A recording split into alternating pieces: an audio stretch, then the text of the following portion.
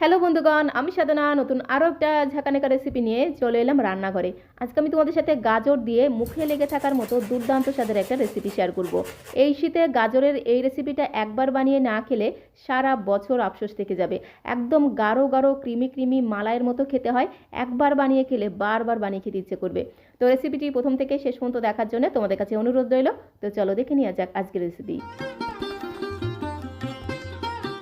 গাজরের এই ইয়ামি আর টেস্টি রেসিপিটি বানানোর জন্য প্রথমে একটা মিক্সিং বোলের মধ্যে আমি 60 থেকে 70 গ্রামের মতো নিয়ে নিলাম গোবিন্দভোগ চাল। তবে গোবিন্দভোগ চালের বদলে তোমরা কিন্তু বাসমতি চালও নিতে পারো, আবার যে কোনো চাল দিয়ে বানাতে পারো। তবে যদি একটু গোবিন্দভোগ চাল দিয়ে বানানো হয় তাহলে স্বাদ আর গন্ধ দ্বিগুণ বেড়ে যাবে। খুব সুন্দর টেস্ট হবে, সাথে সাথে ঘ্রাণটাও কিন্তু দুর্দান্ত হবে। তো এখানে আমি 60 থেকে 70 গ্রামের মতো নিয়েছি গোবিন্দভোগ চাল। তার মধ্যে আমি 10 থেকে 12টার মতো দিয়ে দেবো কাজু বাদাম। তো দেখো এখানে আমি 10 থেকে 12টার মতো কাজু বাদাম গোবিন্দভোগ চালের মধ্যে দিয়ে দিলাম। তো এখন আমি এই গোবিন্দভোগ চাল আর কাজু বাদামটাকে একটু জলের মধ্যে ভিজে রেখে দেবো আধা ঘন্টা। আধা ঘন্টা যদি এই গোবিন্দভোগ চাল আর কাজু বাদামটাকে একটু জলের মধ্যে ভিজিয়ে রাখা হয় তাহলে দেখবে বাদামটাও বেশ একটু নরম হয়ে যাবে, সাথে সাথে গোবিন্দভোগ চালটাও কিন্তু অনেকটাই নরম হয়ে যাবে। আর হাতে যদি সময় কম থাকে সেক্ষেত্রে তোমরা একটু উষ্ণ গরম জলের মধ্যে গোবিন্দভোগ চাল আর কাজু বাদামটাকে 10 মিনিটের জন্য ভিজে রেখে দিতে পারো, তাতেও কিন্তু হবে। তবে আমি গোবিন্দভোগ চাল আর কাজু বাদামটাকে আধা ঘন্টার জন্য জলের মধ্যে ভিজে রেখে দিলাম। ততক্ষণে আমি বাকি কাজগুলো রেডি করে নেব। আজকের প্রধান উপকরণ যেহেতু গাজর, তো গাজর তো অবশ্যই লাগবে। এখানে আমি 400 গ্রামের মতো গাজর নিয়েছি। গাজরের যে খোসাটা আছে সেই খোসাটাকে প্রথমে খুব ভালো করে একটু ছুলে নিতে হবে। একটা প্লারের সাহায্যে খুব সুন্দর করে গাজরের খোসাটাকে ছুলে নেব। তোমরা তোমাদের সুবিধা মতো এইভাবে কিন্তু গাজরের খোসাটাকে খুব ভালো করে ছুলে নেবে।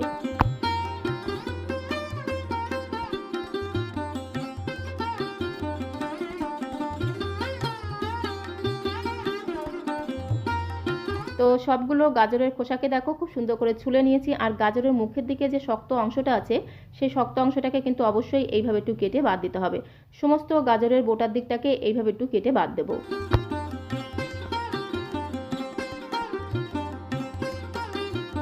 তো সবগুলো গাজরের বোটার দিকটাকে একটু কেটে বাদ দিয়েছি, তারপরে খুব ভালো করে জল দিয়ে ধুয়ে নিয়েছি। তো এখন এই গাজরগুলোকে খুব সুন্দর করে একটু গ্রেট করে নিতে হবে, তার জন্য লাগবে একটা গ্রেটার। এখানে আমি মিডিয়াম ছিদ্রযুক্ত যে গ্রেটারগুলো হয় সেই গ্রেটার দিয়ে গাজরগুলোকে গ্রেট করে নিচ্ছি। তোমরা চাইলে কিন্তু আরেকটু বড় ছিদ্রযুক্ত যে গ্রেটারগুলো হয় সেই গ্রেটার দিয়েও গ্রেট করে নিতে পারো। তবে একেবারে কিন্তু ছোট ছিদ্রযুক্ত গ্রেটার দিয়ে গ্রেট করা যাবে না, তাহলে গাজরগুলো বেশি মিহি হয়ে যাবে। এরকম যদি একটু মিডিয়াম ছিদ্রযুক্ত বা এর থেকে যদি একটু বড় ছিদ্রযুক্ত গ্রেটার দিয়ে গ্রেট করা হয় তাহলে গাজরগুলো বেশ একটু বড় বড় হয়ে গ্রেট হবে, দেখতেও ভালো লাগবে, আবার খেতেও কিন্তু দারুণ লাগবে। সবগুলো গাজরকে দেখো খুব সুন্দর করে আমি গ্রেট করে নিয়েছি। এইভাবে প্রথমে সবগুলো গাজরকে খুব সুন্দর করে একটু গ্রেট করে নিতে হবে। আর এদিকে দেখো আধা ঘন্টা হয়ে গেছে, গোবিন্দভোগ চাল আর কাজু বাদামটাকে আমি জলের মধ্যে ভিজে রেখেছিলাম, যার কারণে কিন্তু গোবিন্দভোগ চাল আর কাজু বাদামটা অনেকটাই নরম হয়ে গেছে। তো জলটাকে খুব সুন্দর করে ঝরিয়ে নিতে হবে যাতে চালের মধ্যে একটুও জল না থাকে। জলটাকে খুব সুন্দর করে ঝরিয়ে নিয়ে তারপরে এই কাজু বাদাম আর গোবিন্দভোগ চালটাকে একসাথে মিক্সিং জারের মধ্যে দিয়ে জাস্ট একবার একটু ঘুরিয়ে নেব। মানে এই গোবিন্দভোগ চাল আর কাজু বাদামটাকে একটু আধ ভাঙা করে গুঁড়ো করে নিতে হবে। একেবারে কিন্তু মিহি করে গুঁড়ো করা যাবে না, জাস্ট একবার একটু ঘুরিয়ে নিলেই দেখবে বেশ একটু আধ ভাঙা হয়ে যাবে, চালটাও বেশ একটু আধ ভাঙা হয়ে যাবে, সাথে সাথে এই কাজু বাদামগুলো বেশ একটু আধ ভাঙা হয়ে যাবে। খেতে কিন্তু দারুণ লাগবে, খুব সুন্দর টেস্ট হবে, সাথে সাথে ঘ্রাণটাও কিন্তু দুর্দান্ত হবে। তো ঠিক এইরকম করে কাজু বাদাম আর গোবিন্দভোগ চালটাকে জাস্ট একবার একটু ঘুরিয়ে আধ ভাঙা করে নিতে হবে। এতে কাজু বাদামের ছোটো ছোটো টুকরোগুলো খাওয়ার সময় গালের মধ্যে পড়বে, খেতে কিন্তু দারুণ লাগবে। তো তারপরে দেখো সরাসরি চলে আসলাম কড়াইয়ের কাছে। গ্যাসের ফ্লেমটা অন করে দিয়ে একটা কড়াই বসিয়ে দিয়েছি। কড়াইটা একটু গরম হয়ে গেলে গ্যাসের ফ্লেমটা কিন্তু একদম লো করে দিতে হবে। গ্যাসের ফ্লেমটা একদম লোতে রেখে বেশ বড় চামচে 2 চামচ ভর্তি করে দিয়ে দিলাম ঘি। ঘিটা কিন্তু অবশ্যই দিতে হবে, তাহলে এই রেসিপির স্বাদ আর গন্ধ জাস্ট দ্বিগুণ বেড়ে যাবে। খুব সুন্দর টেস্ট হবে, সাথে সাথে ঘ্রাণটাও কিন্তু দুর্দান্ত হবে। চামচ দিয়ে খুব সুন্দর করে ঘোটানাটা করে ঘিটাকে খুব ভালো করে গলিয়ে নিলাম। তারপরে আগে থেকে গ্রেট করে রাখা গাজরটাকে এইভাবে কড়াইয়ের মধ্যে দিয়ে দিতে হবে। তো সমস্ত গ্রেট করা গাজরটাকে খুব সুন্দর করে দেখো কড়াইয়ের মধ্যে দিয়ে দিলাম। এইবারে গ্যাসের ফ্লেমটা একটু মিডিয়াম করে দেবো। গ্যাসের ফ্লেমটা মিডিয়ামে রেখে জাস্ট 2 থেকে 3 মিনিট সময় ধরে এই গ্রেট করা গাজরটাকে ঘিয়ের সাথে একটু নেড়েচেড়ে ভেজে নেব। এতে গাজরের কাঁচা গন্ধটা কিন্তু অনেকটাই চলে যাবে। খুব বেশি সময় ধরে যে ভাজতে হবে সেরকম কোনো ব্যাপার না, জাস্ট 2 থেকে 3 মিনিট সময় ধরে একটু নেড়েচেড়ে ভেজে নিলেই হবে। তো 2 থেকে 3 মিনিট সময় ধরে গাজরটাকে আমি একটু ঘিয়ের সাথে ভেজে নিয়েছি। তো এখন আমি এর মধ্যে স্বাদ মতো দিয়ে দেবো চিনি। চিনির পরিমাণটা তোমরা যে যেমন মিষ্টি খেতে পছন্দ করো সেই অনুসারে এখানে চিনিটা অ্যাড করে দেবে। তো প্রথমে দেখো ছোটো বাটির 1 বাটি চিনি আমি দিলাম। গাজরের যে কোনো রেসিপিতে চিনির পরিমাণটা বা মিষ্টির পরিমাণটা বেশি হয়ে গেলে খেতে কিন্তু একদমই ভালো লাগে না। তার জন্য প্রথম থেকে আমি অল্প পরিমাণে চিনি দিলাম। তার সাথে আমি যে কাজু বাদাম আর গোবিন্দভোগ চালটাকে একটু আধ ভাঙা করে গুঁড়ো করে রেখেছিলাম, সেই গোবিন্দভোগ চাল আর কাজু বাদামটাকে দিয়ে দেবো।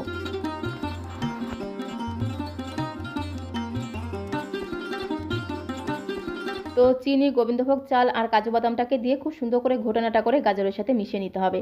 আর এই সময় কিন্তু গ্যাসের ফ্লেমটা একদম লোতে রাখতে হবে, গ্যাসের ফ্লেমটা কিন্তু বাড়ানো যাবে না।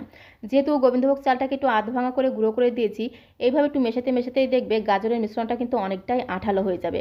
তার জন্য গ্যাসের ফ্লেমটা একদম লোতে রাখতে হবে। আর কন্টিনিউ এইভাবে ঘোটানাটা করে মিশিয়ে নিতে হবে, যাতে গোবিন্দভোগ চালটা দলা পাকিয়ে না যায়। খুব সুন্দর করে দেখো মিশিয়ে নিয়েছি। খুব ভালো করে সমস্ত কিছুকে গাজরের সাথে মেশানো হয়ে গেলে একটু ধামাচাপা দিতে হবে, মানে ঢাকনাটা বন্ধ করে গ্যাসের ফ্লেমটা একদম লোতে রেখে 2 থেকে 3 মিনিট এইভাবে রেখে দিতে হবে। এতে কি হবে, চিনিটাও খুব সুন্দরভাবে গলে যাবে, সাথে সাথে যে গোবিন্দভোগ চালটা দিয়েছি গোবিন্দভোগ চালটাও কিন্তু অনেকটাই নরম হয়ে যাবে। তো গ্যাসের ফ্লেমটা একদম লোতে রেখে 3 থেকে 4 মিনিট সময় ধরে ঢাকা দিয়ে গাজরটাকে রান্না করে নিয়েছি। গাজরটা দেখো খুব সুন্দরভাবে নরম হয়ে গেছে, সাথে সাথে গোবিন্দভোগ চালটাও কিন্তু খুব সুন্দরভাবে নরম হয়ে গেছে। আর ঢাকাটা খোলার সাথে সাথেই দেখবে কি সুন্দর একটা ঘ্রাণ তোমরা পাবে, দারুণ সুন্দর একটা গোবিন্দভোগ চালের ঘ্রাণ পাবে। তো তারপরে আমি এর মধ্যে 2 চামচ ভর্তি করে দিয়ে দিলাম ডেসিকেটেড কোকোনাট পাউডার, যেটাকে আমরা শুকনো নারকেলের গুঁড়ো বলি। এই ডেসিকেটেড কোকোনাট পাউডার তোমরা যে কোনো বড় মুদিখানার দোকানে পেয়ে যাবে।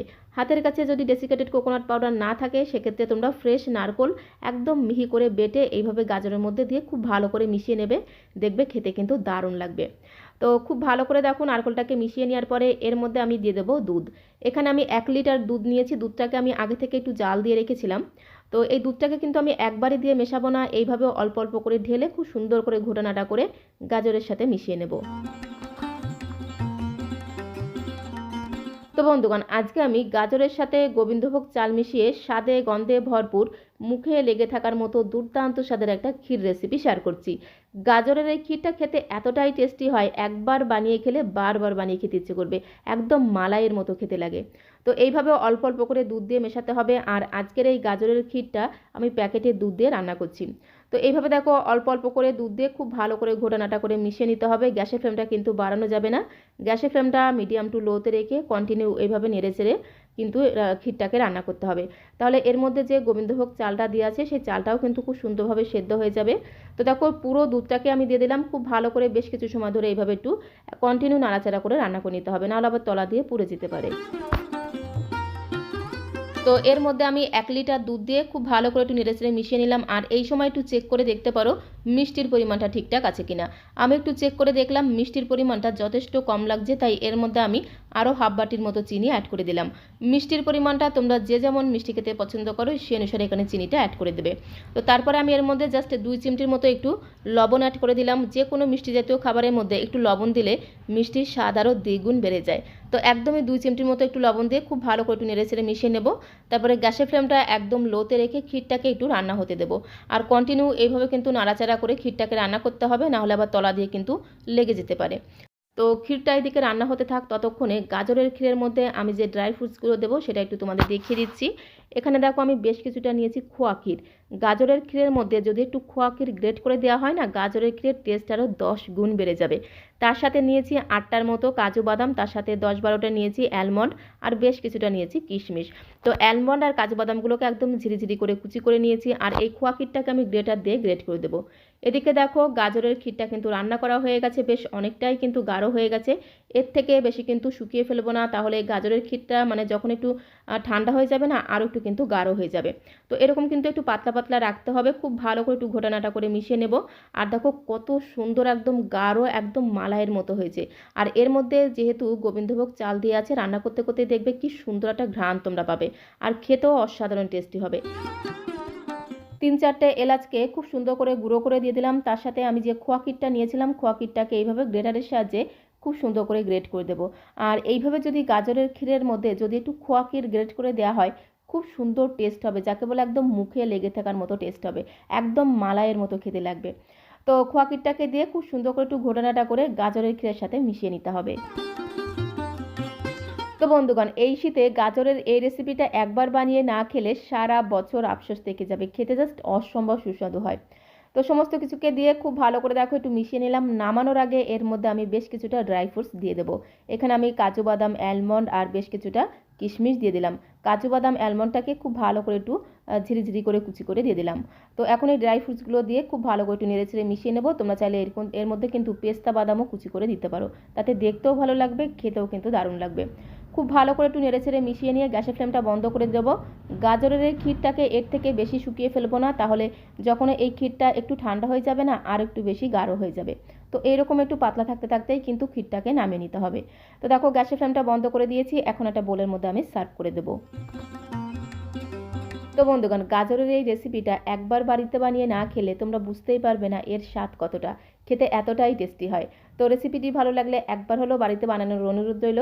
তো আজকের এই গাজরের রেসিপিটা তোমাদের কাছে কেমন লাগলো অবশ্যই কমেন্ট বক্সে লিখে জানিও। ভালো লাগলে একটা লাইক আর শেয়ার করে দেওয়ার অনুরোধ রইল। নতুন বন্ধু হয়ে থাকলে চ্যানেলটিকে সাবস্ক্রাইব করে দিয়ে পাশে থাকার অনুরোধ রইল। তাহলে যখনই এরকম সুন্দর সুন্দর নতুন নতুন রেসিপি আপলোড করব, সঙ্গে সঙ্গে নোটিফিকেশন আগে তোমার কাছে পৌঁছে যাবে। তো আজকের মতো এই পর্যন্ত। সবাইকে অসংখ্য অসংখ্য ধন্যবাদ।